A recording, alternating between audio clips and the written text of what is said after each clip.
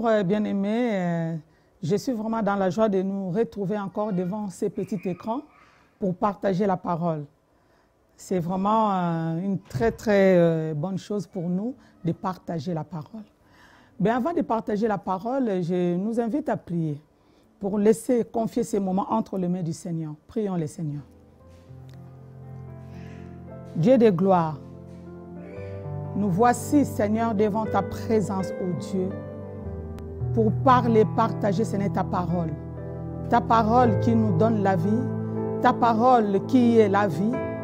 Seigneur, en ces instants, ô Dieu, je te confie, Seigneur, ces peuples nombreux devant ces petits écrans entre tes mains. Dispose leur cœur, dispose-nous, ô Dieu, à écouter et à pratiquer cette parole.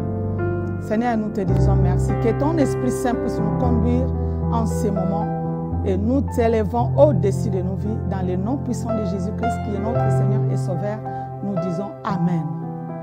Bien-aimés dans le Seigneur, avant de commencer, nous voulons faire la lecture de notre partage de ce soir. Notre lecture se trouve dans l'épître de Colossiens 1, à partir du verset 24 jusqu'au verset 29. Je lis au nom de Jésus.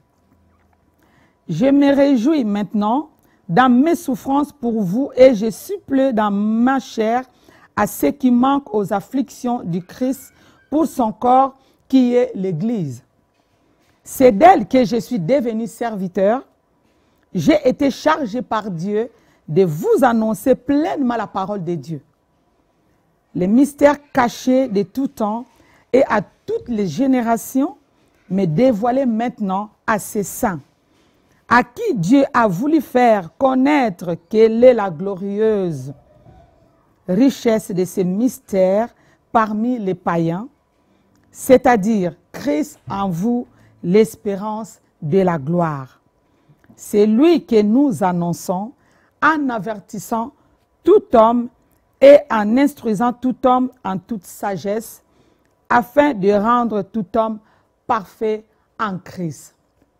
Amen. Bien-aimés dans le Seigneur, en lisant ces versets, nous voyons l'apôtre Paul, son combat pour la parole.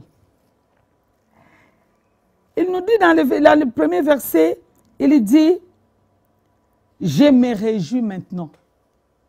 Donc Paul, au fait, il est en train de se réjouir pour ce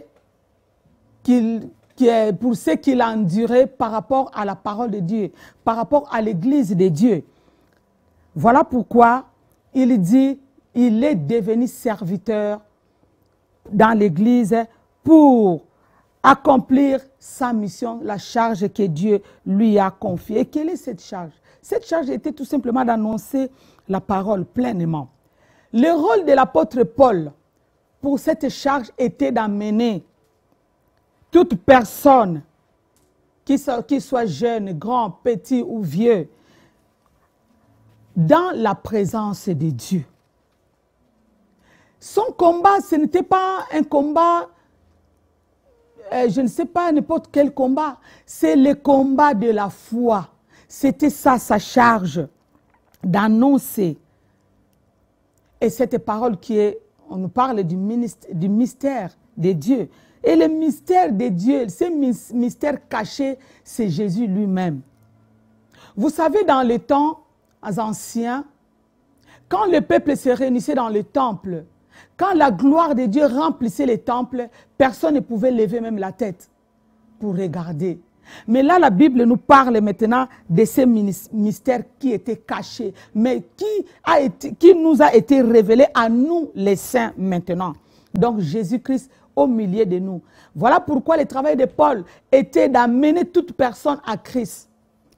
Parce que Christ veut vivre en chaque personne. Et la vie de Christ en chaque personne va permettre à la gloire de Dieu de se manifester. Imaginez, nous ne sommes plus dans les temps anciens où on ne pouvait même pas lever la tête parce que la gloire de Dieu était là. Mais cette gloire même, c'est lui-même Jésus-Christ. Jésus-Christ en nous. Et quand Jésus-Christ est en toi, qu'est-ce que tu vas manifester dans ta vie?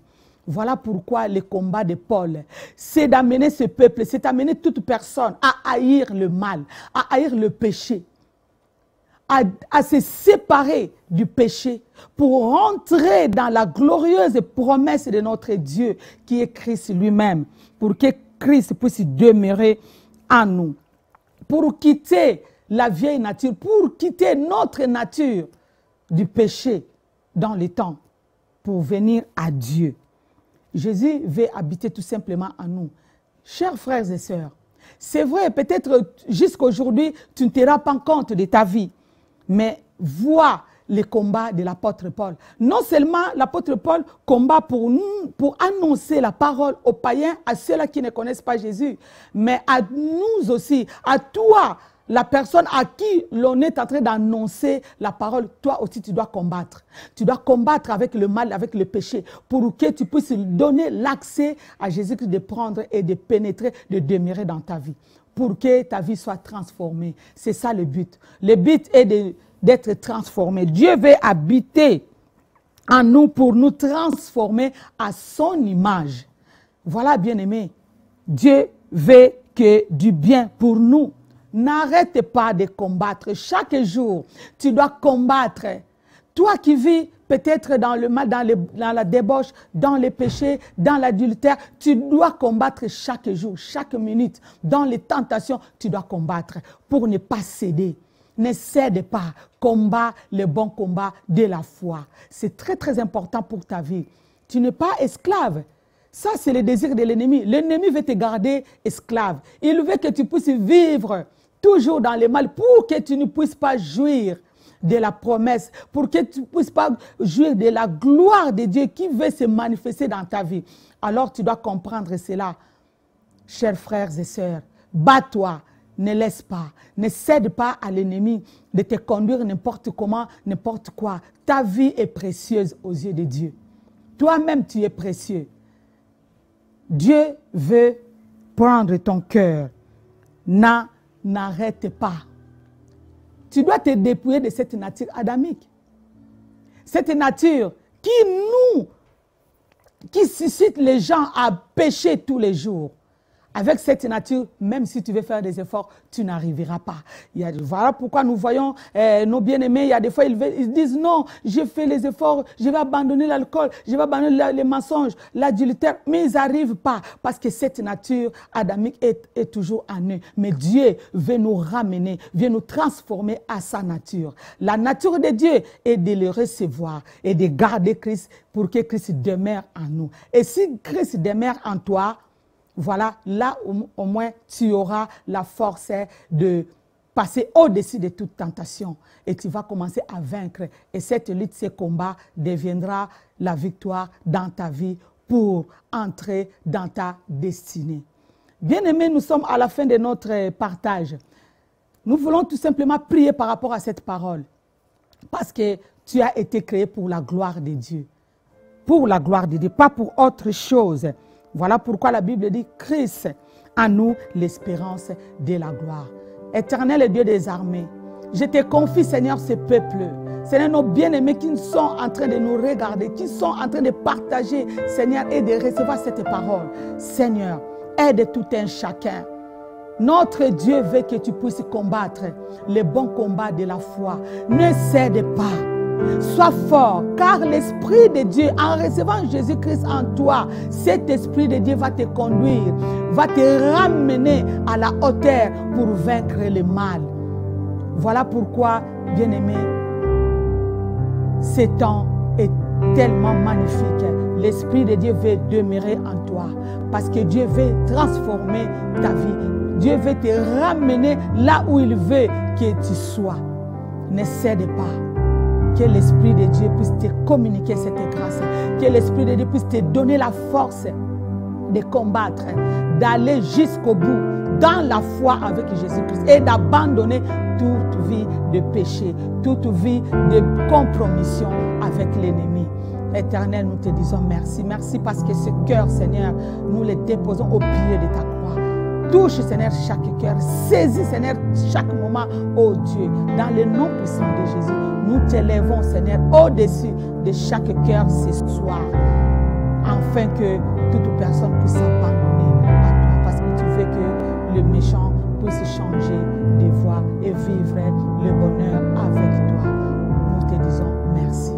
Bien-aimés dans le Seigneur, nous sommes à la fin de notre méditation. Je vais vous inviter tout simplement de vous abonner sur notre chaîne Orao Télécom, canal numéro 142, et sur YouTube, Maranatha Télévision. N'oublie pas les réseaux sociaux, Facebook et Instagram pour ces moments précieux avec le Seigneur. Merci, soyez bénis, à la prochaine. Au revoir.